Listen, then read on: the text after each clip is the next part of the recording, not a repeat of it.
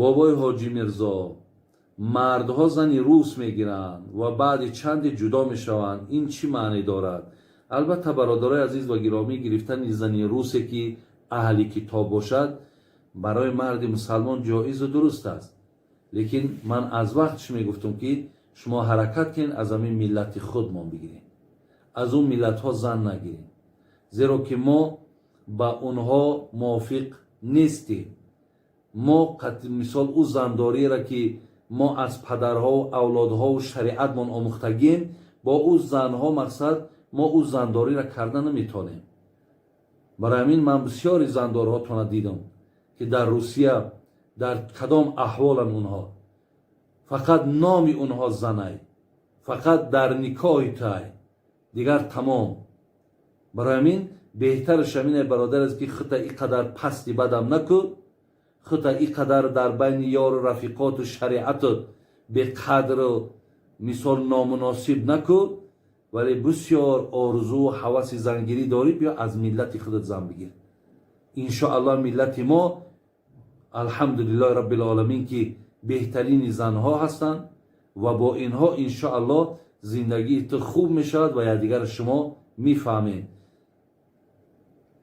дигар саволе ки оё худо намози қазоро мебахшад агар пушаймон бошӣ аз нахонданад? не, намози қазо ҳеҷ гоҳ бахшида намешавад. бародари азиз, шумо вақте ки намозҳотон қазо мешавад, ҳатман кафоратуш адо кардан шавад. баъзеҳо шояд барои шумо ҳуҷҷату далелҳо ё ки барои шумо фатво диҳанд ки намози қазо вақте ки ту нахондӣ мақсад тавба ки худо мебахшаш. не, ҳеҷ вақт намози қазо аз гардантон соқидам. инҷа ҳадис аст бародарои азиз ва гиромӣ аз пайғамбари нозанинмон, ина ҷаноби имом муслим ҳам овардааст ки расули акрам гуфтанд: ман насия салотан ав нома анҳо факафоратуҳо ан юсаллиҳо иза закараҳо. пайғамбари гиромӣ гуфтанд ҳаргоҳе ки шумо фаромӯш кардем, намоза нахондем, бин ав нома ё хоб дазадину намоз ай шумо қазо шид, мега ҳамин ҳолатда чӣ кор кӯ? факафоратуҳо, кафоратуш чиай? ҷуброни ҳамун чиай? ан юсаллиҳо иза закараҳо. ҳаргоҳи ба ёдот омад, бародари азиз, дарҳол мега кафорат шаме ки ту намоза адо кун. намега ки мақсад бахшида мешавад, тавба кун. инҷа дар ҳазрати ҳадисе ки имом тирмизӣ меорад, имом насоӣ меорад аз аби убайдаи ибни абдуллоҳ ибни масъуд ки мегад ана шағалу расулуллоҳи ан арбаи салавотин явмал хандақ. дар ғазваи хандақ пайғамбар, бародарои азиз, бубинем ки мегад чи машғулш кардан мушрико, яъне дар ҳамон ғазо ки иштирок кард 4 намоз мега ай ҳазрат тарк шид. ҳатта заҳаба мин аллайл ма шаа аллоҳ, як қисмати шаб мега гузашт.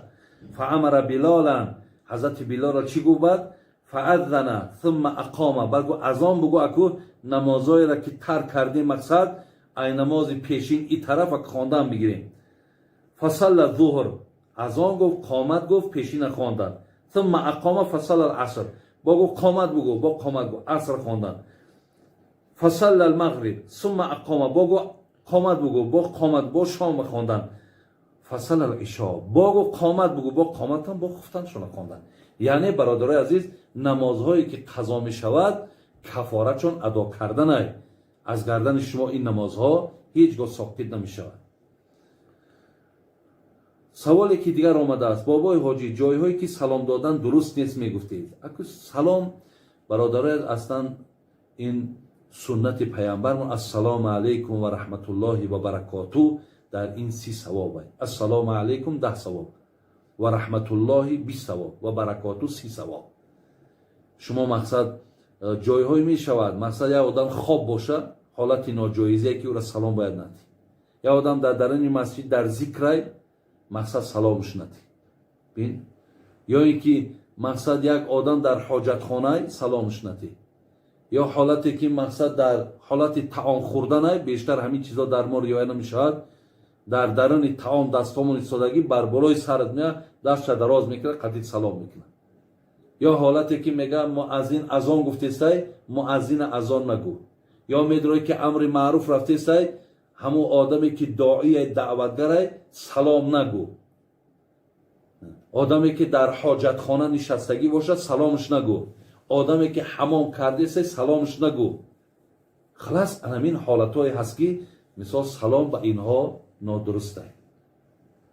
دیگر سوالی که آمده است، مرد از زنش جدا شود و در آخرت یعنی در بهشت زنی خودش رو طلب کند، آیا نصیبش میشه؟ البته هر زنی که مثال در دنیا اگر زنی تو بودو، تو مثال انا جدا شدنت اگر به شرطی که یگان علت یگان سببی داشته باشد که از حساب خودی همون خانمت باشد، روز قیامت اگر طلب کنی همون زن با زنی تو میشود.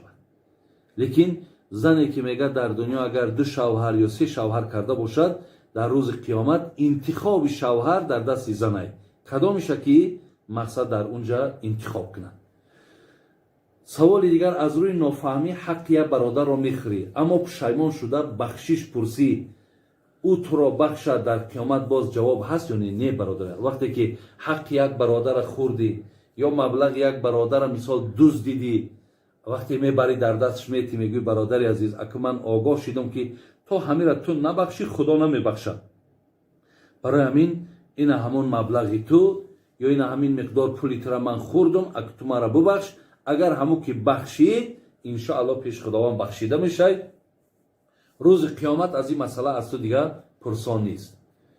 سوال دیگر، یک پسر با یک دختر شیعه مذهب نکاح کند جایز است؟ التماس بسیار مهم است. و فرق شیعه سنی در چیست؟ این یک موضوع کلانی است که شیعه سنی چه فرق دارد، ولی نکاح برادر عزیز انا شیعه با سنی همان عقیده بسیار باطلی که دارد که حتی همین قرآن، شما میدونید که همین قرآن اهل تشیع برادر عزیز یعنی با همین طریقی که در دست ما هست با همین طریقش قبول ندارد. یعنی این قرآن برادر عزیز قرآن اصلی که اهل تشیع اعتقاد دارد، یعنی این اون قرآن نیست برادر عزیز. و دیگر بدی هایی که اونها دارن، وقتی که قبح میگن، وقتی که توهین میکنن، حقارت میکنن، چه از ابوبکر صدیق، چه از عمر فاروق، چه از عثمان ذوالنورین، برادرای عزیز و گرامی این بسیار خطر کلان دارد. در مذهب خودمان اگر اینها را کسی حقارت کنه وای مسلمان نیست.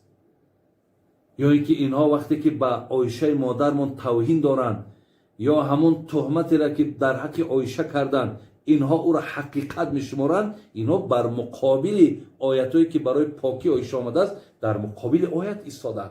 چگونه با همین خیلی اعتقاد ما او را نکاح کرده میگیریم؟ برای همین این نکاح اینها با همین عقیده برادر عزیز درست نه. از همین عقیده شون توبه کنن انشاءالله بعدا نکاحشون درست می شود. دیگر سوالی آمده، زنهای حامله و دخترانی به شوهر را مخصوص زنهایی هستند که علاو می گردانند، در باره آنها شما چی می گویید؟ اکو من پیشتر گفتم که یعنی حامله دار شدن زن یا فرزند آوردن زن اینها در دست این علاوگردان ها نیست، در دست این جادوگرها نیست، در دست این فالبین ها نیست. برای همین خداتون اینجا سرگردان نکنین، بدین بدیانت خداتون نکنین، بلکه انشاءالله امروز تیبی ما پیشرفت کرده است، برین در دکترها مراجعت کنین و همچنان الله مهربان در زاره و تولا کنین. خدای مهربان شما را اگر اراده خدا رفته باشد صاحب فرزند میشوید. اگر مبادای پیش همین علاو پرستا و همین فالبینا روین لیکن نشوین، ببینین دو آفت به سرتون، هم به فرزند میمونین، هم این کاری کردین این بدبختی برای شما مقصد هم در دنیا شرمندگی هم در آخرت.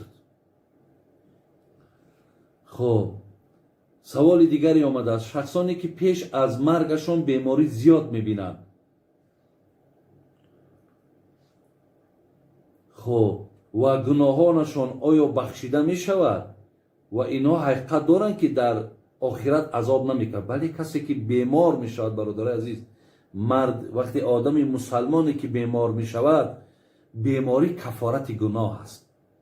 یعنی چنده که اگر وای بیماری سخت رفتن گیرد، همون قدر گناهاش بخشیدن می شود. همون قدر کارهایی را که در حالت صحتیش کارهای نیکی که انجام میداد، همونها هم نویسانده شدن میگیرد. یعنی گویا که همین انسان هم کار انجام دادیسته. برای همین این البته به البته گناهاش مغفرت می شود پیش خداوند به خاطر این بیماریش